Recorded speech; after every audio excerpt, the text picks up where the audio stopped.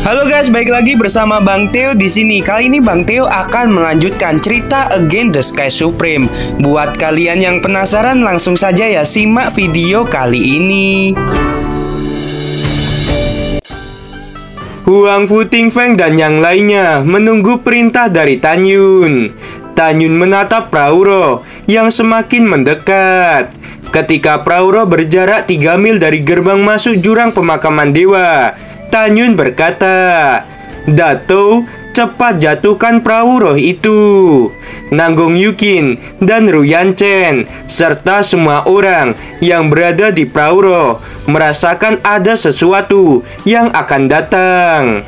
Nanggong Yukin terkejut. Dirinya melihat ada cahaya berwarna emas yang melesat menuju perahu roh. Singa naga emas melepaskan aura miliknya yang sebanding dengan monster tahap kesengsaraan tingkat ketiga. Aura yang kuat membuat ruang di sekitar bergetar. Di Prauro, murid sekte abadi dan istana jiwa ilahi tampak ketakutan. Ruyan Chen tampak sangat tenang dan berkata sambil tersenyum, "Kita tidak akan mati." Ruyan Chen menjentikan jarinya.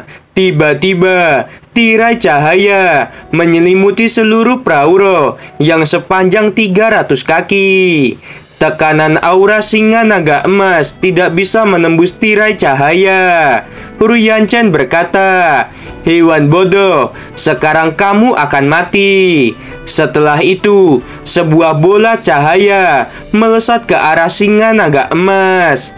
Saat bila cahaya menghantam singa naga emas, terjadi ledakan yang luar biasa. Tubuh singa naga emas mengeluarkan banyak darah.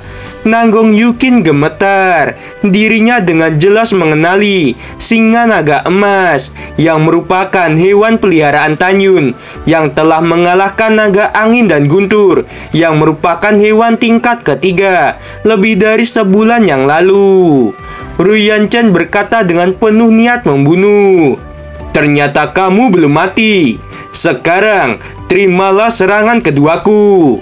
Sebuah kekuatan spiritual berbentuk seperti tombak terpasang di bagian depan Prauro. Singa naga emas yang saat ini terluka melesat ke arah Prauro. Singa naga emas meraung kesakitan karena dadanya ditembus oleh tombak spiritual. Meskipun singa naga emas terkena serangan tombak, dirinya masih sempat menggigit bagian depan Prauro dan membawa Prauro itu turun ke bawah. Pada saat ini, Ruyan Chen dan Nanggong Yukin serta semua orang menjadi ketakutan. Semua orang tidak pernah menyangka bahwa singa naga emas tidak mau menyerah. Tan Yun berkata, "Dato, tunggu sebentar." Tan Yun melesat keluar dari lubang persembunyian dan mengeluarkan 11 pedang dengan atribut emas, kayu, air, api, tanah, angin, guntur, waktu, ruang, kematian, dan cahaya dari cincin Qiang Kun. 11 pedang menyebar dengan sangat cepat dan membentuk formasi pedang ilahi Yongmeng yang akan membuat lebih dari 2000 orang tidak bisa kabur. Nanggong Yukin melihat Tan Yun. Dirinya merasa takut dan berkata, "Cepat kalian pergi dari sini." Tan Yun ingin membentuk formasi pedang. Tubuh Nanggong Yukin dipenuhi kekuatan spiritual dan memimpin para murid untuk melarikan diri. Selama kompetisi 3 sekte kuno, Nanggong Yukin melakukan duel hidup dan mati dengan Tan Yun. Nanggong Yukin ingat dengan jelas kekuatan formasi pedang milik Tan Yun.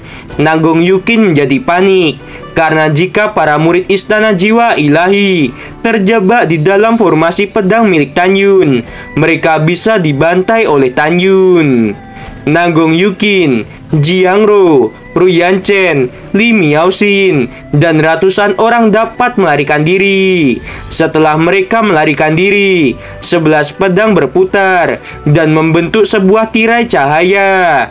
Tirai cahaya menyelimuti lebih dari 2.700 orang Sekte Abadi dan Istana Jiwa Ilahi. Saat ratusan orang menabrak tirai cahaya formasi pedang, tubuh mereka meledak dan tidak menyisakan apapun.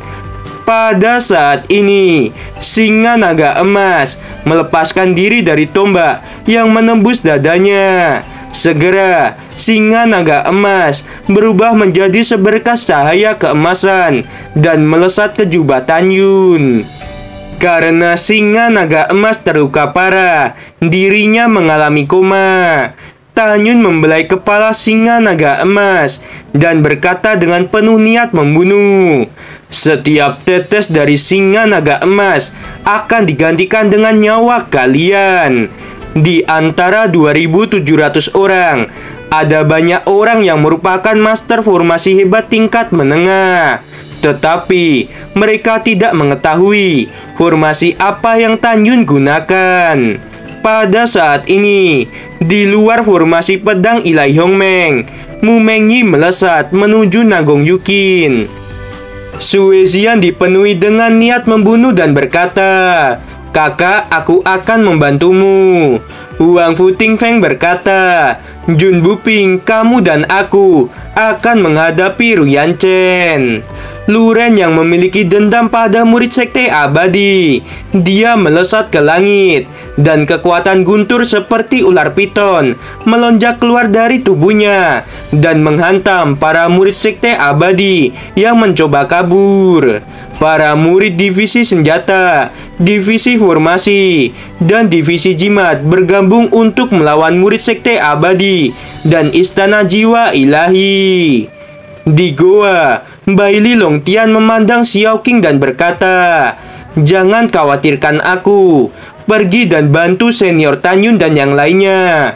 Xiao Qing berkata, "Baiklah, Longtian, jaga dirimu."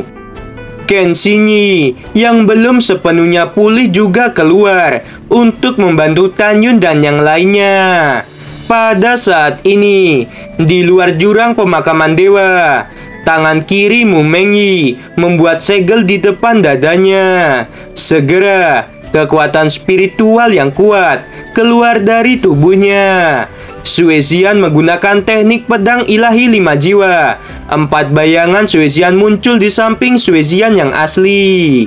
Sue Zian dan 4 bayangannya serta Mu Mengyi melesat ke arah Nagong Yukin. Menghadapi serangan mengerikan dari Mu Mengyi dan Sue Zian, kekuatan beratribut kematian menyelimuti tubuh Nagong Yukin. Pada saat yang sama, Nagong Yukin juga menggunakan teknik kenaikan jiwa. Hanya gadis suci dari Istana Jiwa Ilahi yang bisa menggunakan teknik kenaikan jiwa. Kekuatan spiritual kuno keluar dari tubuh Nagong Yukin. Segera, kekuatan Nagong Yukin meningkat dengan sangat pesat.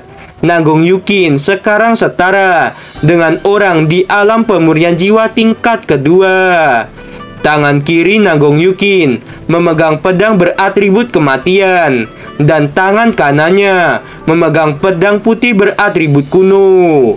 Nagong Yukin juga memiliki teknik pedang yang namanya belum diketahui oleh Nagong Yukin. Teknik pedang Nagong Yukin sebenarnya milik dewa mantan bawahan Tan Yun. Nagong Yukin ingin sesegera mungkin membunuh Mu Mengyi dan Sue Zian. Di sisi lain, tangan Ruyan Chen dipotong oleh Huang Futingfeng dan dirinya berkata, "Kalian memang orang sialan, beraninya 2 melawan 1. Ruyan Chen mencoba melarikan diri dari Huang Futingfeng dan Jun Buping. Huang Futingfeng berkata, "Tidak masalah, asalkan kami dapat menang." Jun Buping melesat dan mencegat Ruyan Chen melarikan diri.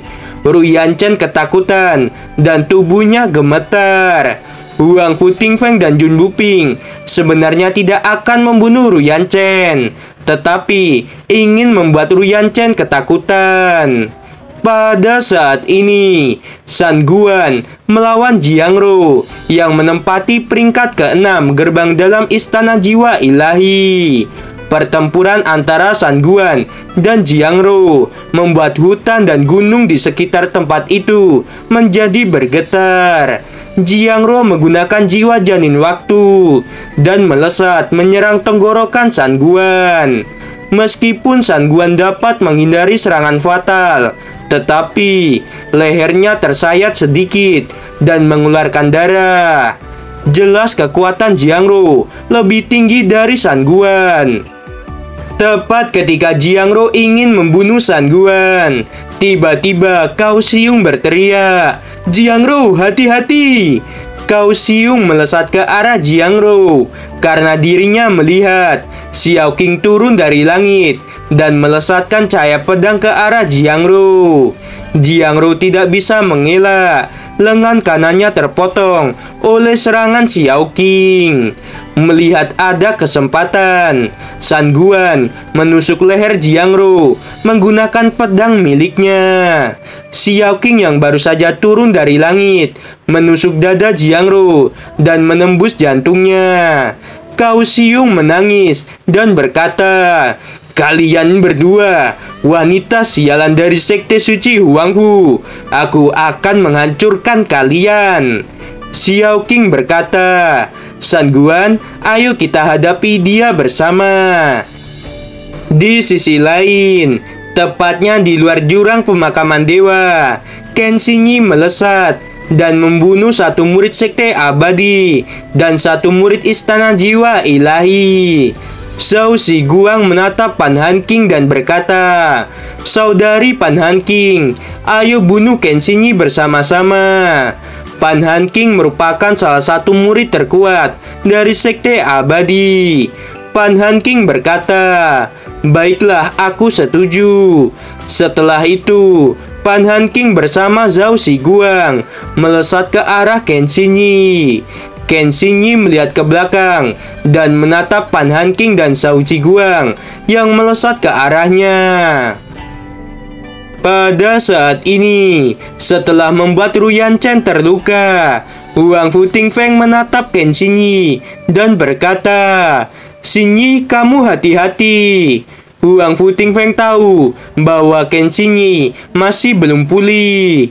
Huang Futingfeng berkata, "Jun Buping, kamu urusi Ruyan Chen. Aku akan membantu Qin Shi."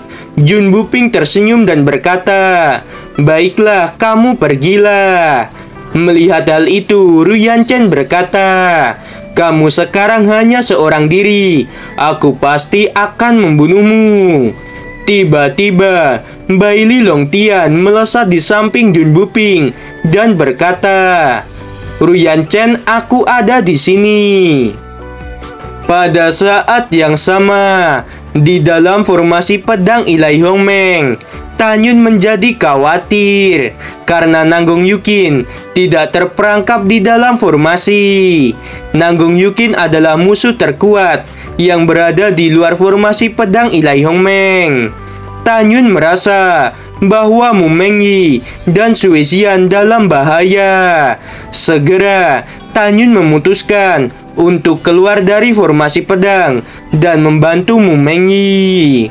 Pada saat ini, lebih dari 2.700 orang yang berada di dalam formasi pedang dipimpin oleh Liu Danwen dari Istana Jiwa Ilahi dan Guo Biyun dari Sekte Abadi. Liu Danwen menatap Tan Yun dan berkata, "Tan Yun, meskipun kamu menggunakan formasi pedang, murid Istana Jiwa Ilahi dan Sekte Abadi akan tetap membunuhmu." Murid Sekte Abadi, dengarkan perintahku. Sekarang kita akan menyerang dan membunuh Tan Yun bersama-sama. Para murid Sekte Abadi berkata serempak. Junior mematuhi perintah. Tan Yun naik ke udara tanpa menginjak pedang terbang dan berkata, "Gelombang ruang." Tiba-tiba, kekuatan beratribut ruang keluar dari langit dan melesat menuju 2.700 orang. Sebelum gelombang ruang tiba, Guo Biyun merasakan aura yang kuat mengekang dirinya. Guo Biyun berkata, Mari kita serang Tanyun bersama-sama. Lebih dari 2.700 orang menebaskan cahaya pedang dan melesat ke arah Tanyun. Namun ribuan serangan belum mengenai Tanyun sama sekali. Gelombang ruang saat ini menelan semua orang. Tiba-tiba, kecepatan semua orang yang berada di dalam gelombang ruang menjadi melambat. Tanyun melesat ke atas untuk keluar dari gelombang ruang. Tanyun berkata, "Jurang kematian." Di atas kepala Tanyun, sebuah titik hitam muncul. Segera, titik hitam itu tiba-tiba menjadi besar. Titik hitam itu seperti jurang dengan diameter 1000 kaki. Jurang kematian itu berbentuk layaknya pusaran air. Di dalam jurang kematian ada banyak bilah kekuatan spiritual beratribut kematian. Kekuatan setiap bilah meningkat menjadi 11 kali lipat karena berada di dalam formasi pedang ilahi Hongmeng. Tujuan Tanyun sangat jelas. Dia ingin menahan semua orang dengan gelombang ruang dan menggunakan jurang kematian untuk membunuh mereka semua. Liu Danwen berkata, "Semua murid Istana Jiwa Ilahi, cepat serang Tanyun. Selama Tanyun dibunuh, maka kekuatan beratribut ruang dan kematian ini akan menghilang." Pada saat ini, Go Biyun yang sedang panik berkata, "Para murid sekte abadi, ayo kita serang Tanyun bersama-sama." Tanyun berkata dengan dingin, "Usaha yang kalian lakukan akan sia-sia. Kalian akan tetap mati di sini." Jurang kematian menelan ratusan orang, dan seketika ratusan orang itu telah mati. Hanya dalam sekejap mata, lebih dari 500 orang terbunuh. Tanyun menggunakan langkah Dewa Hongmeng dan melesat memasuki gelombang ruang. Tanyun mengeluarkan pedang ilahi beratribut api, yaitu Huowu. Tanyun memegang Huowu dan segera melesatkan serangan. Dalam gelombang ruang, kecepatan gerakan semua orang 3 kali lebih lambat. Tetapi kecepatan Tanyun sama sekali tidak melambat. Dalam gelombang ruang, terlihat banyak darah berceceran.